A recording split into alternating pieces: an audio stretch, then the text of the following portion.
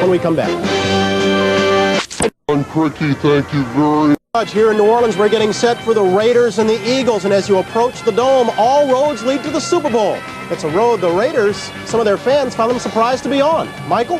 Well, Bryant, they're starting to move towards the Superdome, and as you look at the Oakland fans, you have to wonder that today may be the last time that they get the chance to see their team play under the banner of the Oakland Raiders, as Al Davis might have his way come February 9th. But there has been some gratification for them. This has been the most exciting, most improbable season ever.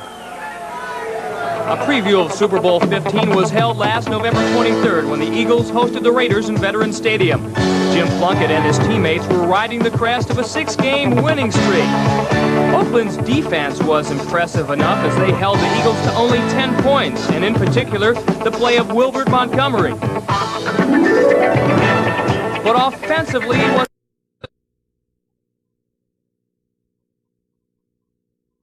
success throwing the ball, but he did manage to uncork this 86-yard bomb to Cliff Branch over rookie Roynell Young for the Raiders' only score.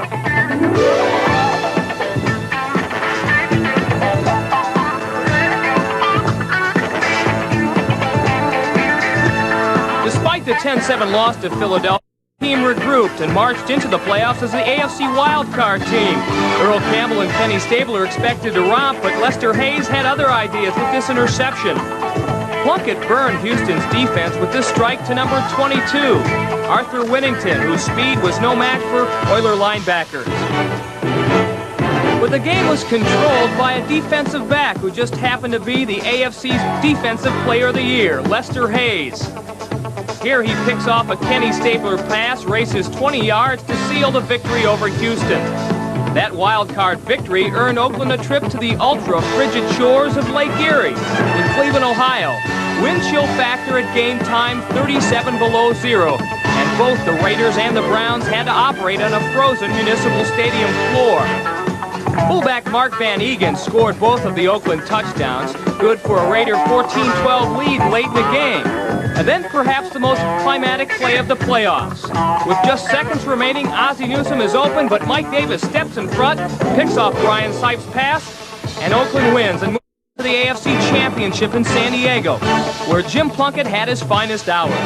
The former Stanford ace hit on 14 of 18 passes and 2 touchdowns, including this deflection into the arms of Raymond Chester, which perhaps characterized the Oakland season as Destiny's Darlings. Plunkett was masterful in utilizing all of his receivers. Here, running back Kenny King gets the touchdown call. Oakland's defense and Lester Hayes' single coverage on John Jefferson frustrated the Chargers all afternoon long. However, San Diego had a chance to get back in the ballgame when Jefferson worked his way open. However, he couldn't hang on to the ball, and it was the Raiders in the Super Bowl. And this is the big one. This is definitely the big one. We first got into it. Into the playoffs. We were looking at 4 games. So like a whole new season. We wanted to go 4-0. So we're 3-0 so far, and 1 more to go. And this is the big one. Philadelphia hasn't changed very much since we played them last year. Doing the same things on defense that they did then, and in the passing situations, to come in with 4 down linemen and put on a real good pass rush. It's going to be very tough to get against Philadelphia because they put their pressure at the front man line, and they play a 3-man zone a lot, and they play deep. They give you a lot of room in front of, but they play so far off the ball, so it's going to be real tough to get deep. On the offensive line, we just got to block a little longer so they can get open. I might have to take a little rope out there to tie those guys up in case it takes longer than I don't think we're going to be blitzing Philadelphia that much. We're going to play them head up, and just like we did the last game, big physical game, and see who comes out on top. Yes, we will be physical with Harold Carmichael and company. He's an extremely large individual. He's 6'8", 225 pounds, and the only way we can stop an individual with his dimensions is to bang on him a little bit and be aggressive and play within the limits of the rules of the NFL, but be extremely aggressive against him. I wouldn't classify it as intimidating him. I would like to just take away some of his weapons, and by doing that is make him know you're around, and you know how important that is and how that can change a quarterback's game plan. This game here, I think all the psychological advantages are you can throw those out the window. The only thing this means is that there's no other games besides this one, and you don't have to worry about getting injured, or you got 6 months to recuperate. I'm very happy to see a good-looking Polish kid at the controls of a Super Bowl team.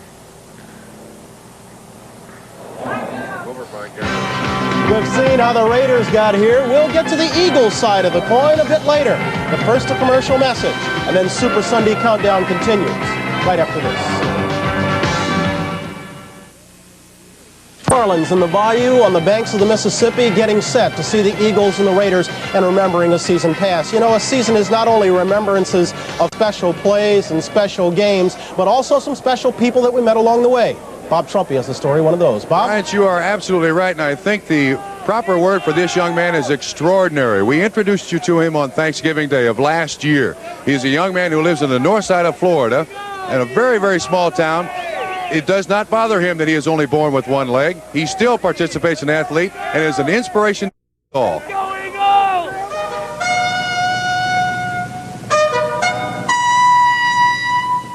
Pre-game football shows aren't long on inspiration, but this story about Carl Joseph is something special. You see, Joseph, who won 13 letters in basketball, football, and track at Madison High School in Florida, was born with just his right leg. Well, the first time I realized I had athletic ability was in 5th grade when we used to play touch, ragtag football and basketball. We used to have little teams out there. Whatever made you think that you could go out there in one leg and compete with people with 2 legs? I grew up with these young people. I really was better than them anyway. So to me, as I was growing up with them, it didn't really make no, it didn't even bother me. I never did think like that. Your coach showed us some of the game films of a couple of games that you played.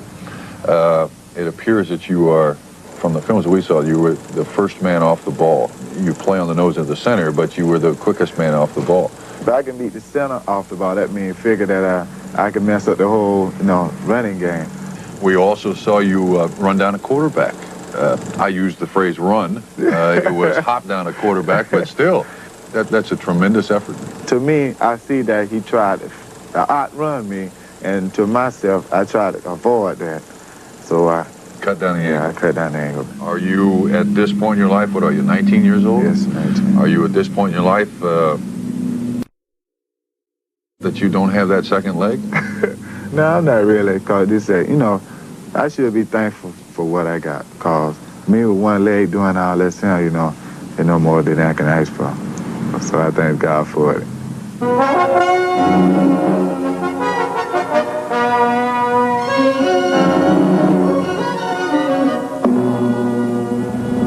Carl has been invited to Super Bowl 15 here in New Orleans as a guest of the NFL. Welcome to the Super Bowl, Carl. Yep, I enjoy it. Since I got here late the other night, and I enjoyed it so far, meeting all kind of news writers and, did a lot of write-up on me. And it's a terrific so far. Since we talked to you on Thanksgiving of last year, you're the subject of a book, one of a kind, The Legend of Carl Joseph, and all over the country promoting this book. You're a media superstar, my friend. Yeah, so far. Well, to me, I don't consider that a superstar, but, best of whatever they give me. So Still the same Carl Joseph, are you? Carl Joseph. All right. Well, let's you and I go in and watch the Super Bowl. We're both rookies here. Okay. Thanks very much, Bob Trumpy. I'm not sure if he's a media superstar, but he's a superstar of humanity, a tribute, if you will, to the human spirit. We're going to step aside for just a moment. When we come back, Pete Axtell, betting is illegal around most of this country. This event is still a very big betting event. Pete Axtell has taken lighthearted looks at gambling throughout the season. Now the more serious side. Know when to hold up, know when to fold up, know when to walk away, know when to run. You never count your money. When you're sitting at the table, there'll be time enough for counting when the dealing's done. All season long, we've had some fun trying to pick winners, maybe even bet on them. But there's a side to gambling that can be as bleak as this New York winter day outside this betting parlor. It can become a disease like alcoholism, and it can ruin lives. To get that side of the story, I talked to a couple of guys from Gamblers Anonymous. I was one time in a supermarket, and I had on me $350, and my son asked me to get him a $5 toy. And it was a Saturday, and then I was all prepared to go to the club to play poker. And the minute the kid asked me for $5 toy, you know, in my sick head, I thought right away, I said to myself, I can't sit on the table to play cards with $345. I have to sit with $350, because at the end, maybe the $5 it will be that money that will bring back the money that I lost. It seems like one symptom of the compulsive gambler is a kind of false optimism. Would you go along with that? You always, maybe, were you always thinking you could somehow get even and get out? That's the dream of the compulsive gambler. He's in a dream world. Don't get me wrong, there's many a times I made scores. Like, I made 20 trips to Las Vegas in a 10-month period. And on a good portion of those trips, I came back with a lot of money. I'd come back with $15,000, $18,000 in my pocket, only to lose it here within a week or two's time with the bookmaker. Well, I walk the streets of New York, and you go by an OTB office every day. And I used to go into these places, you know, and I see the people running like I used to run to get in that bet. You always owe money. The bills are never paid on time. And you're always saying to your wife, don't worry. You know, that's one of the greatest two words that a compulsive gambler says is don't worry. The worries of betting have long been the subject of study by Sergei Sanger, a psychiatrist and consultant to the National Council on Compulsive Gambling. The idea of being special is something which is every child's birthright. Every youngster should feel that they're special. What sometimes happens that I've looked at in the history of the compulsive gambler in their childhood is that they may have been special and then suddenly demoted, either by the birth of another child or by something that happened in the family or by just the fact that they're not as special to their parents, and they don't accept that. And their way of doing it is to say, I'm different from everyone, I have special luck. I was married when I was 23. I'm 37 now, and I had 2 kids from that marriage. I'm divorced now, and for my son, before I left, in the first 4 years of his life, what he saw of me was watching television constantly, watching ball games, and not being a normal person. My first wife, if it was convenient to be with her, if there's no games on, I was with her. If it was convenient to talk to her because there was no games on, I did. I didn't sleep well at night because I had to hear late scores.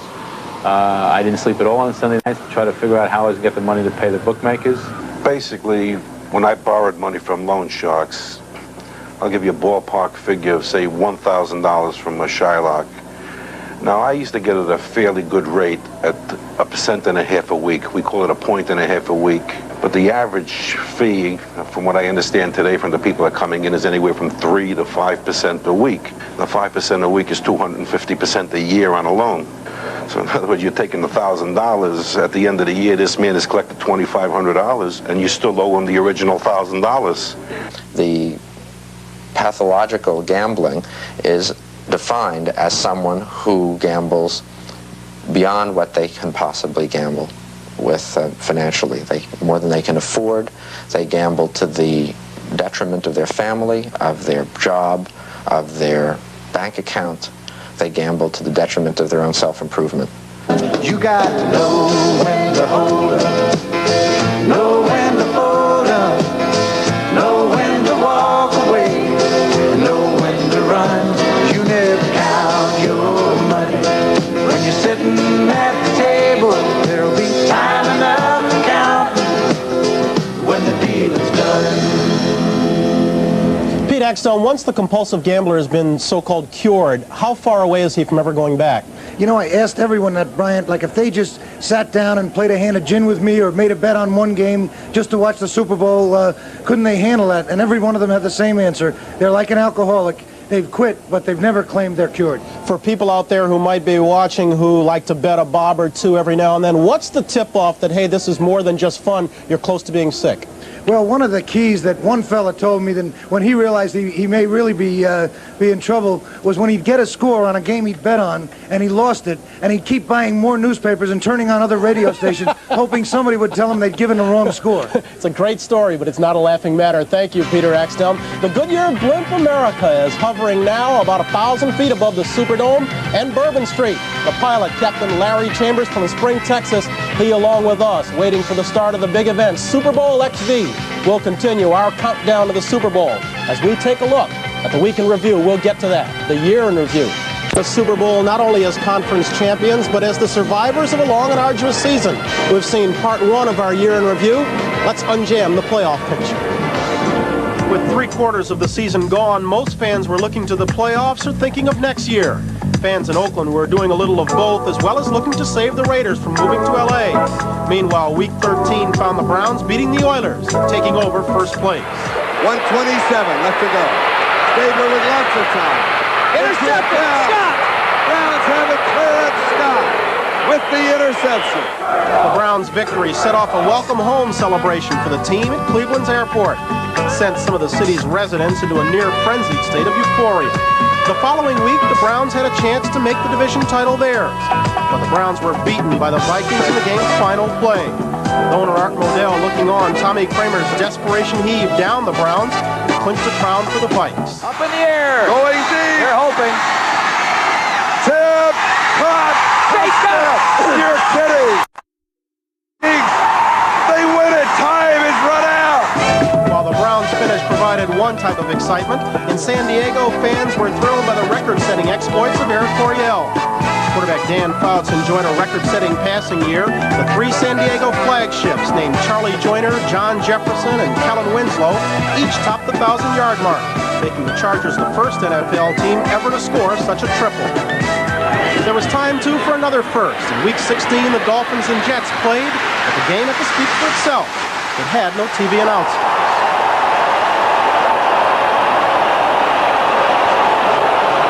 Everybody's fans went crazy at times, but we found a full-timer in Crazy George. No, I think I said, I'm a professional sex symbol, actually, not a cheerleader. Do you believe that? When the regular season ended and the second season began, the Raiders and Oilers staged a wild-card duel in Oakland. Jim Plunkett's offense carved out a 13-point lead, and then Master Thief Lester Hayes sealed a 27-7 win with the game's final score. The game marked the end of the Oilers season, and Bum Phillips' last game as Houston's coach. 1 week later, the Chargers and Bills made their playoff appearance. Behind a hobbling Joe Ferguson, Buffalo led San Diego by 1 with just a minute and a half to play. That's when Dan Fouts dramatically rewrote the ending. Run, Smith! Touchdown!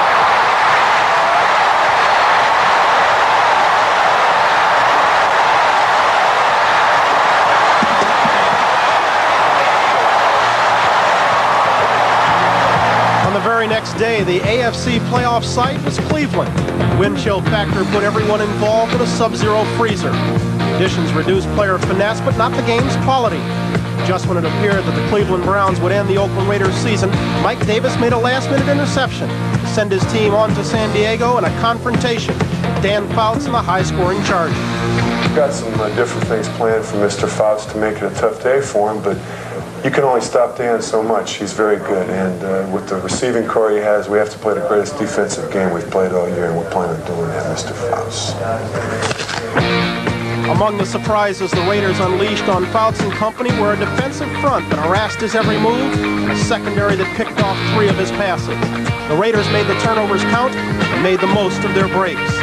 When Oakland's first series featured a tipped Jim Plunkett to Kenny King to Raymond Chester pass that went 65 yards for an opening touchdown, it was apparent that this was to be a day that was painted silver and black. It started on a spectacular play and ended with Jim Plunkett cradling his team's ticket to the Down to the final seconds, 5-4, the Oakland Raiders and the Philadelphia Eagles go to Super Bowl 15. Here inside the Superdome, it's the calm before the storm, but I suspect just the opposite exists where Mike Adamle is down in the French Quarter. Michael. Well, Brian, it's really hard to believe because people are still flowing down Bourbon Street. In fact, some of them look like they don't even want to leave. They're having more fun here. I'll tell you one thing. I would like to wake up tomorrow morning as an antacid salesman. You talk about gastronomic impropriety. These people have been mixing raw oysters with hurricanes, warm beer with stuffed shrimp. Tomorrow morning, they're going to wake up with some kind of hangover, some kind of stomach ache. Let's go back to you, to Brian Gobble, inside the Superdome. Okay, Michael, thank you very much. We're going to step aside for just a minute. When we come back, we'll look at Philly's road to New Orleans. We will get to that right after these messages from your local station.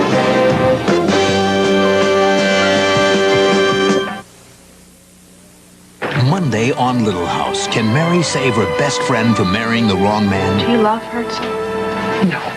Then, from sitcoms, Who Shot JR, Tom Brokaw, and Hal Linden take a look at 1980, the whole TV year. A 2-hour all-star TV Guide special right after Little House Monday. Now there's one good reason to carry Blue Cross and Blue Shield coverage. Adding dental coverage to our Blue Cross and Blue Shield benefit plan gave our people something to cheer about. Yeah, how about that? Now with this card, you don't even have to knock on the door in most hospitals. The card makes a big difference when you're blessed with more than you expected. Nearly 3 million Texans have the benefit of the best. Blue Cross and Blue Shield of Texas. Now that's great coverage. The grand opening of Champions Forest represents the very finest in a Doyle Wilson community. Priced from the 80s, this neighborhood offers affordability and craftsmanship in a convenient Northwest location. Doyle Wilson designed Champions Forest for families like yours to the exacting standards you expect. It's children and fun in a secure, planned community. It's the whole family enjoying everything that Champions Forest has to offer. Champions Forest. Because of the way we build them and the places we put them, it's the best your family can have. Harry Rose Firestone is keeping your good thing rolling right with the 721 steel belt. Just like the winner circle. Back in the early 70s, Eagle fans used to be so tough they would boo Santa Claus, but all that's changed now because Dick Vermeil is on the scene and the Eagles truly have a team you can cheer about, right? Yeah! In Week 12 of the NFL season, Eagle coach Dick Vermeil had little trouble motivating his team against Oakland.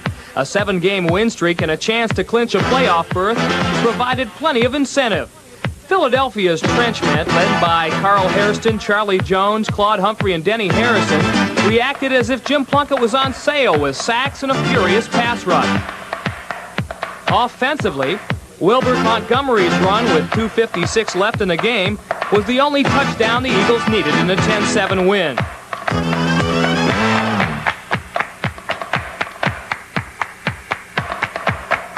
In their opening playoff game against the Minnesota Vikings, the Eagles fell behind 14-0. But in the second quarter, Ron Jaworski went to work. Here, Jaws unloads to Harold Carmichael for a 9-yard touchdown toss to make it 14-7 at halftime. In the third quarter, the Vikings' Tommy Kramer gave Philadelphia field position when linebacker Frank LeMaster, number 55, picked his pocket on this deflected pass.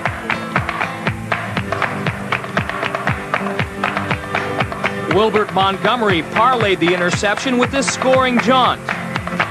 Although diminutive, Montgomery packs plenty of power, as evidenced by this run. It was a run that turned the tide of the game. The Eagles went on to roll 31-16 over Minnesota.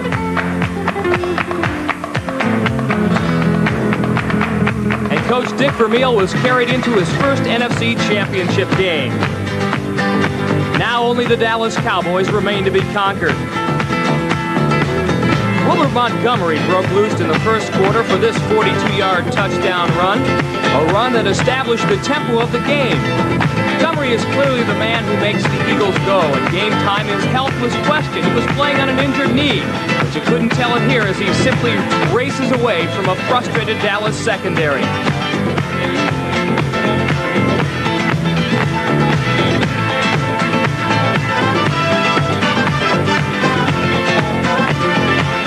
Montgomery's counterpart for the Dallas Cowboys big play man Tony Dorsett only gained 41 yards and was frustrated by the Eagles defense.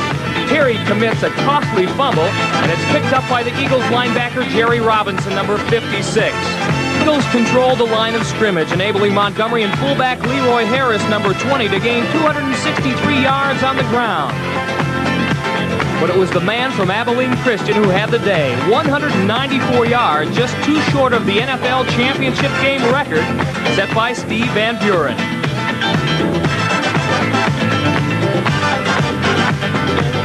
And when it was all said and done, Philadelphia had a 20-7 victory over the Dallas Cowboys and its first football champion since 1960.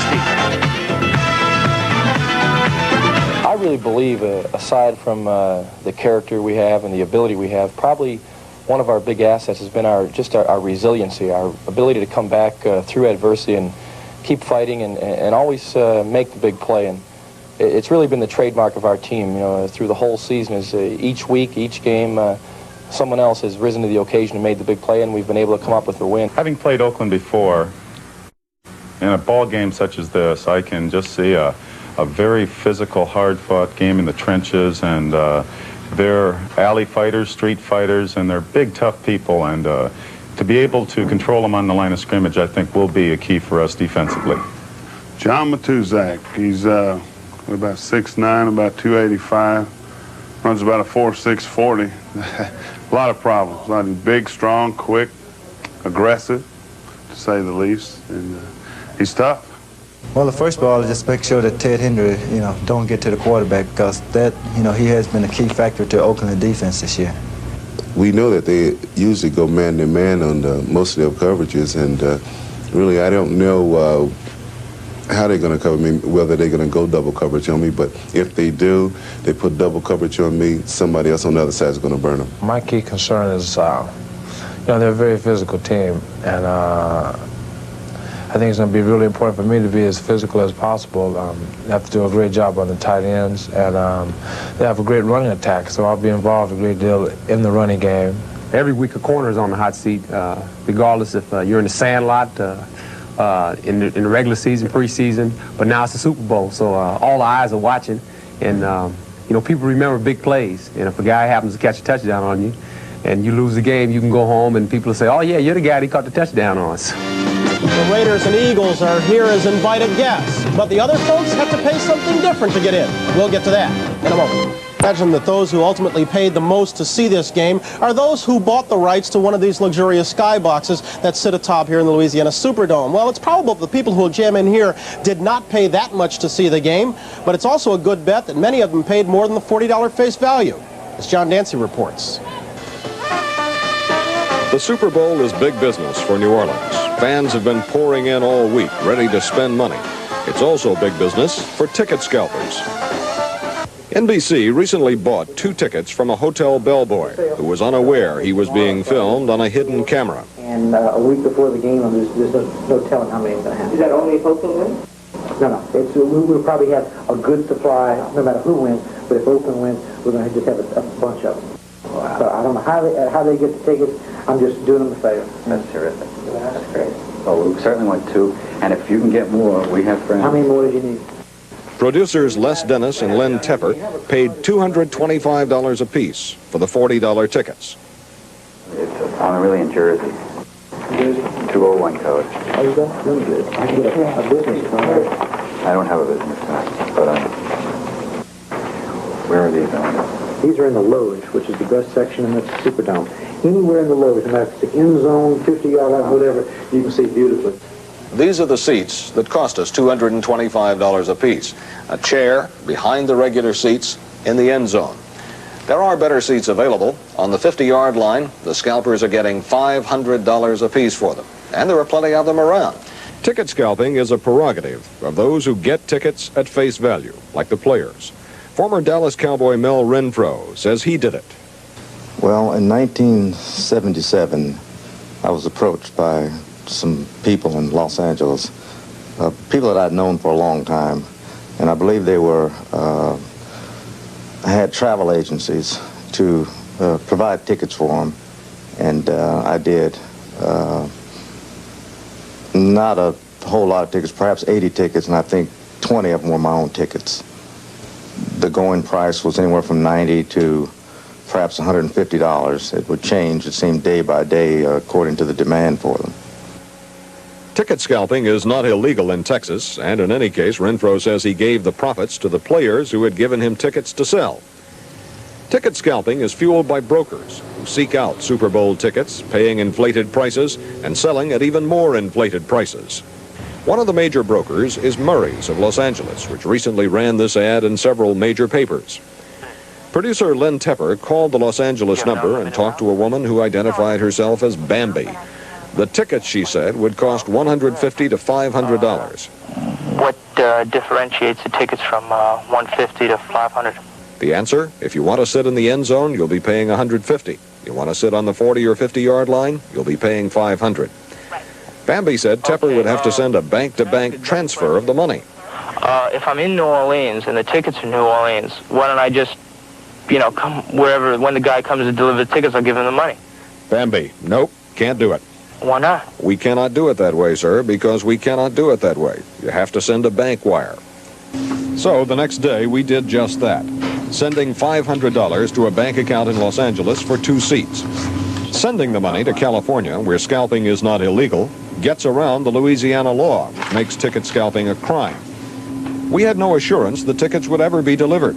But the next day, a man who called himself Jerry arranged to meet us on a street. Can I ask a stupid question? How the hell do you get these tickets? Oh, it's hard. Where do you get them from? I hear all these stories about the scalping. That's us. We're a ticket broker. You're a ticket broker? Yeah. But is this illegal? I'm just curious. We don't sell tickets here, so that's period. If you want tickets, like you go through the L.A. office, all I'm doing is delivering tickets. I don't sell. Where do scalp tickets come from? Who first sells them at scalpers' prices? Management blames the players. Players blame management. Thank you very much. NFL Commissioner Pete Rozelle says his office keeps a list of which teams get which tickets, but he refuses to release the list. Commissioner, here are 4 tickets that we bought through scalpers here in New Orleans.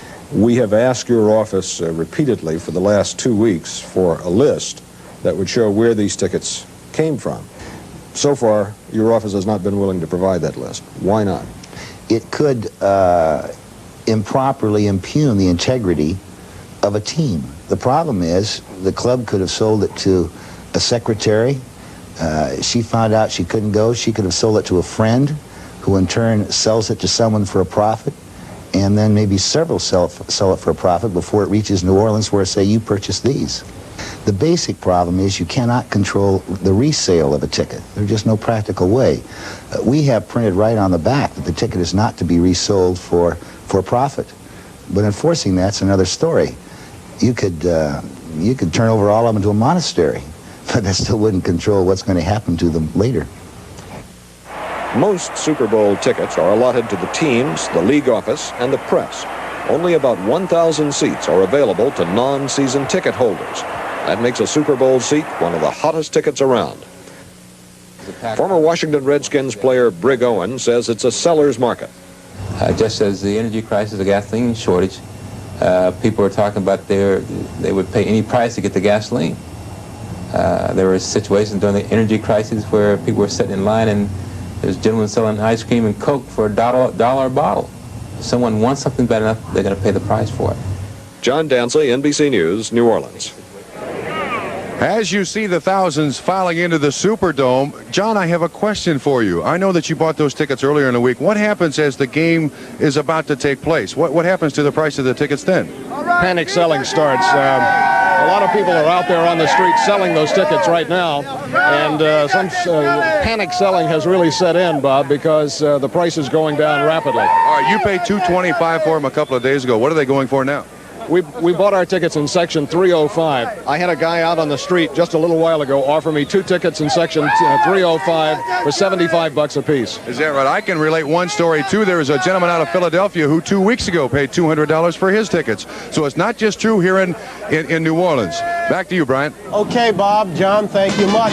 Some commercial efforts have been super. You've seen those. We'll show you the not-so-super ones that you haven't seen when we come back. And the Eagles and Raiders are taking some pregame warm-ups on the field. They've already displayed their excellence on the field, but off it, that's another story. Let's go to Mike Adamle. Brian, all football players are conditioned to fear the word cut. However, in the commercial television business, it's quite a different story. As in cut, you want to try it again, LC? Hey, today they sent me some Brute 33 antiperspirant. The aerosol spray, easy roll-on. The antiperspirant stick, how about that? And the new non-aerosol spray. 84. Okay, read it like you mean it, LC. Real tough, real mean. When it comes to keeping his feet, there's only one Steeler I can't beat. That's a good one. Yeah. Mm-hmm. Okay, this time a little more emotion. Just imitate Laurence Olivier. Ready? Action. When it comes to keeping his feet, there's only one Steeler I can't beat. Tell you what, LC, work on the line a little. We'll get back to you.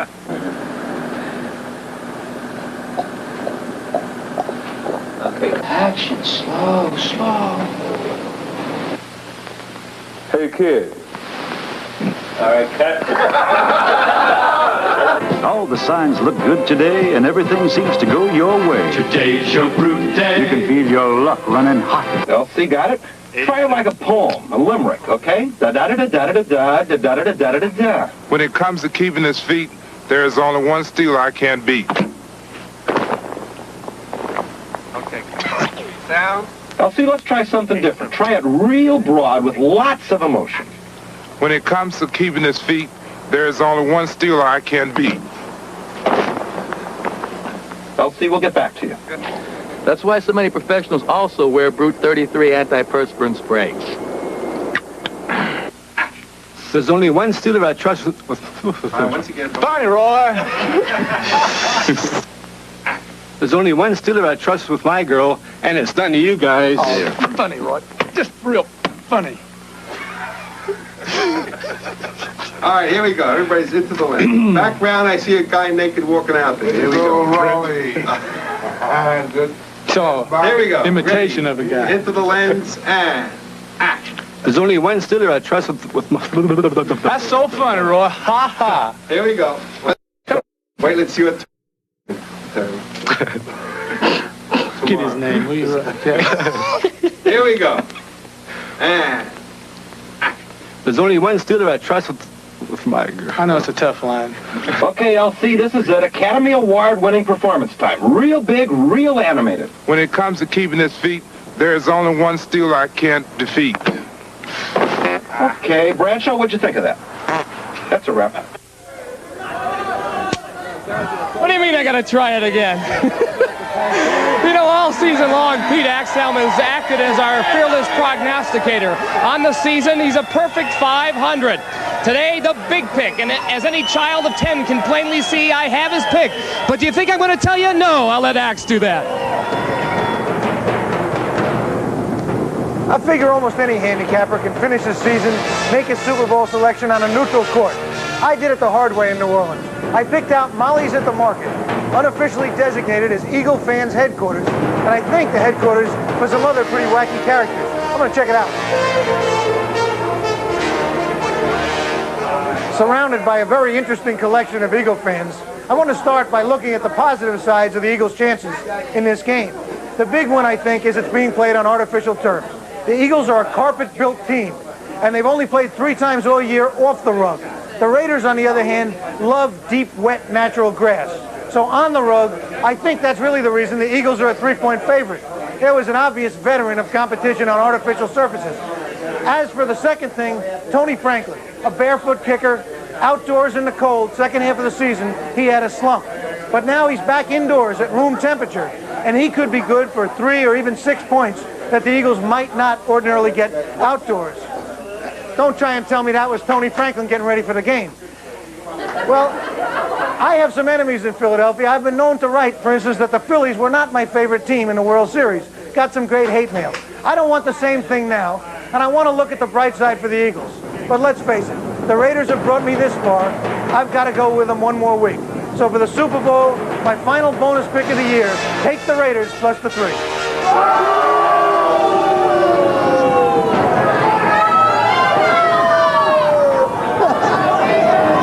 Axthelm made his desires known in public and got a laugh.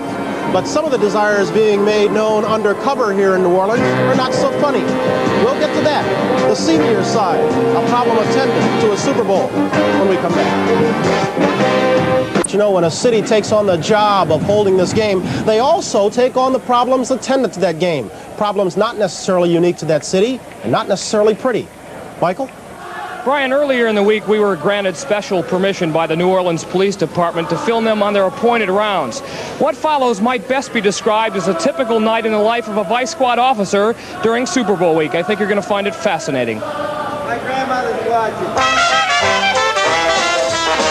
Much of the allure of New Orleans lies in its reverence to tradition.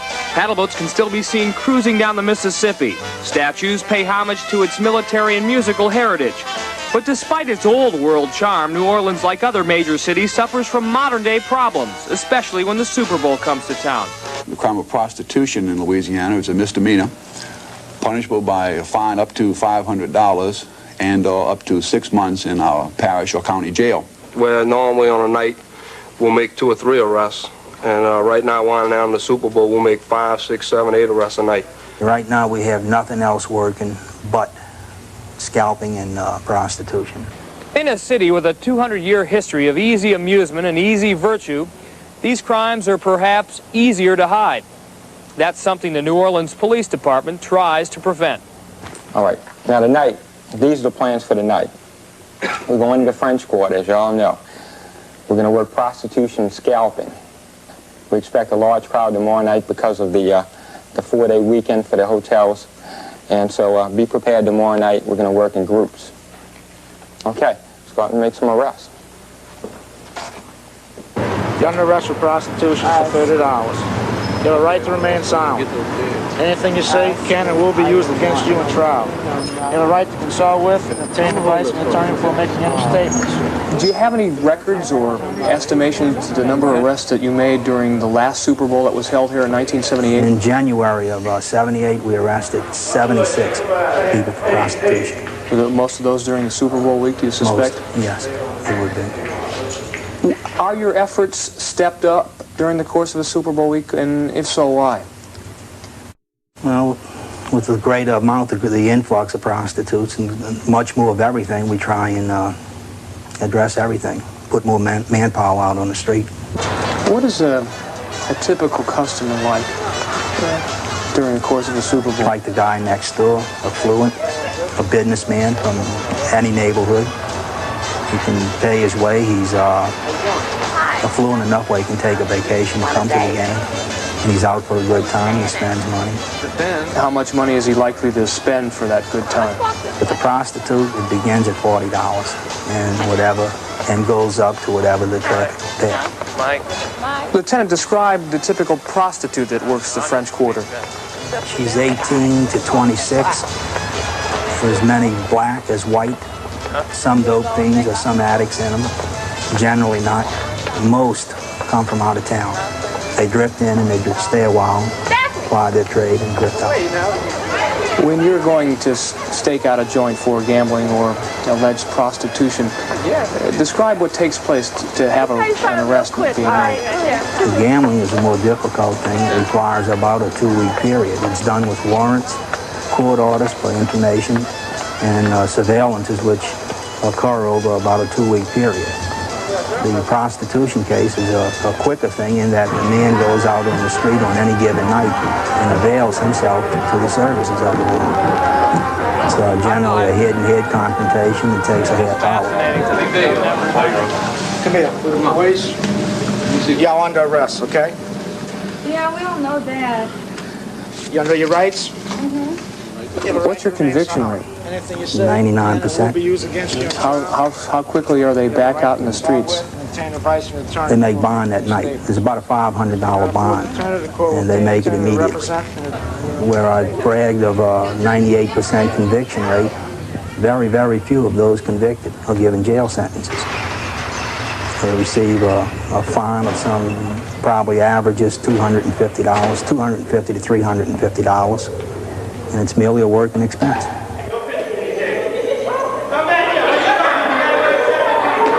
They pay it and they go on about their business. They're back out in the street in business within a matter of hours, and they continue. You're beating your head up against a wall. That's the way I look at it, but I don't mind it. You know, I do my job. I put them in jail, and it's up to the court to keep them there. I don't believe that any increase in vice type of crimes in Orleans Parish is based upon the fact that this is the city that I forgot, Fun City. I believe that our city attracts visitors because of the old world charm and the number of activities that we have here. And I don't believe this attracts any particular number of those criminals or those people that are interested in committing vice type of crime offenses other than any other affair might be in any other city. Mike Adamle, I think it's worth noting again that this problem is certainly not unique to New Orleans, but also those guys you were out with the past few nights, they know this is a war they can't win, don't they? Yeah, for sure. All of them said that I asked them if it was futile and that perhaps they would like to quit and do something else, and they said no. They took a lot of pride in the work that they did, and they'll continue to do it as long as they're paid by the police department and work for them. Okay, Mike, from that one we go to a happier note. We understand the hostages are arriving at West Point. We're looking forward to a report from NBC News as we continue throughout this day, as we continue our countdown to Super Bowl 15. We'll return to that right after these messages. Blimp is overhead. Captain